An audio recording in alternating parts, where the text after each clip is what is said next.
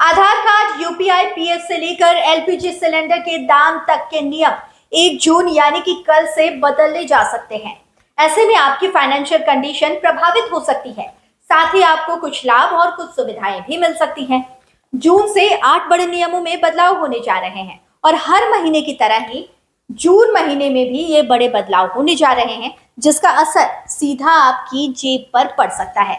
अब चलिए हम आपको बताते हैं कि वो 8 बदलाव कौन कौन से हैं जो जून महीने से हो सकते हैं। पहला बदलाव पीएफ को लेकर किया गया है। सरकार ईपीएफओ का नया वर्जन ईपीएफओ 3.0 लॉन्च करने की योजना बना रही है, जो जून महीने में शुरू किया जा सकता है। इसके लॉन्च होने के बाद आपका पीएफ क्लेम बहुत ही आसान हो जाएगा। साथ ही आप एटीएम और यूपीआई से पैसों की निकासी कर सकते हैं। इसके लॉन्च होने के बाद देश के 9 करोड़ से भी ज्यादा लोगों को इसका लाभ मिलेगा। अब दूसरा बदलाव जो कि 1 जून से या फिर जून महीने से हो सकता है, वो है आधार अपडेशन को लेकर। जून महीने में होने वाला अगला बदलाव आधार कार्ड से संबंधित है।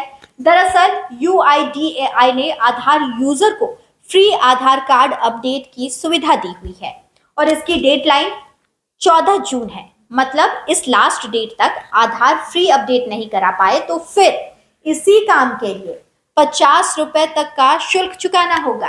अब तीसरा बदलाव के बारे में हम आपको बताते हैं, जो कि क्रेडिट कार्ड के नियम से लेकर है। पहली तारीख से तीसरा बड़ा बदलाव क्रेडिट कार्ड यूजर से जुड़ा हुआ है। अगर आप कोटक महिंद्रा बैंक का कार्ड इस्तेमाल करते हैं तो फिर 1 जून से बड़ा झटका लग सकता है आपको। इस बैंक के क्रेडिट कार्ड यूजर का ऑटो डेबिट ट्रांजैक्शन अगर फेल होता है तो बैंक की ओर से 2% का बाउंस चार्ज लागू किया जा सकता है और ये न्यूनतम 450 रुपीज और अधिकतम 5000 रुपीज तक की हो सकती है। वहीं बैंक की वेबसाइट के अनुसार पहली तारीख बैंक के ज्यादातर क्रेडिट कार्ड पर मंथली फाइनेंस चार्ज में इजाफा हो सकता है। इसे फिलहाल लागू 3.50% यानी कि 42% ईयरली से बढ़ाकर 3.75% यानी कि 45% ईयरली तक किया जा सकता है। अब चौथे बदलाव के बारे में हम बताते हैं, जो कि सीएनजी, पीएनजी और एटीएफ की कीमत को लेकर किया गया है। 1 जून 2025 से चौथा सबसे बड़ा बदलाव सीएनजी, पीएनजी और एटीएफ के दाम में हो सकता है। ऑयल मार्केटिंग कंपनियां हर महीने की पहली तारीख को एलपीजी सिलेंडर की कीमतों के साथ ही एयर टरबाइन फ्यूल के दाम में भी संशोधन करती है। आपको बता दें कि मई महीने में इसकी कीमतों में कटौती की गई थी और जून की शुरुआत में भी इसमें बदलाव देखने को मिल सकता है। अब चलिए हम आपको 5वां बदलाव बताते हैं, जो कि एलपीजी सिलेंडर के दाम को लेकर है। हर महीने की पहली तारीख को एलपीजी सिलेंडर की कीमतों में बदलाव होता है। जून महीने की पहली तारीख को भी इसमें बदलाव हो सकता है। इससे पहले अगर हम मई महीने की बात करें तो मई महीने की शुरुआत में ऑयल मार्केटिंग कंपनियों ने जहां 14 केजी वाले घरेलू गैस सिलेंडर की कीमतें यथावत रखी थी, वहीं 19 किलोग्राम वाले कमर्शियल एलपीजी सिलेंडर की कीमतों में 17 रुपए प्रति सिलेंडर तक की कटौती की गई थी। अब छठा बदलाव जो कि एफडी के इंटरेस्ट को लेकर है, यानी कि फिक्स्ड डिपॉजिट को लेकर।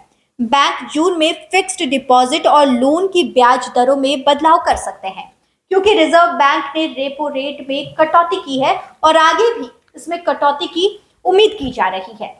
उदाहरण के तौर पर सूर्योदय स्मॉल फाइनेंस बैंक ने 5 साल की एफडी पर जो ब्याज दर था, जो इंटरेस्ट था 8.6% का, उसे वो घटाकर 8% तक कर दिया है।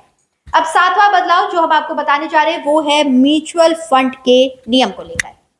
सेबी ने ओवरनाइट म्यूचुअल फंड स्कीम्स के लिए नया कट ऑफ टाइम लागू किया है। यह नियम 1 जून से ऑफलाइन ट्रांजैक्शन के लिए दोपहर 3 बजे और ऑनलाइन ट्रांजैक्शन के लिए शाम 7 बजे कर दिया है।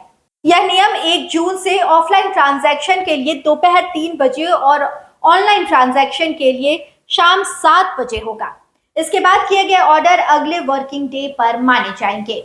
वहीं अब आखिरी बदलाव यानी कि 8वां बदलाव जो किया गया है वो है यूपीआई ट्रांजैक्शन को लेकर।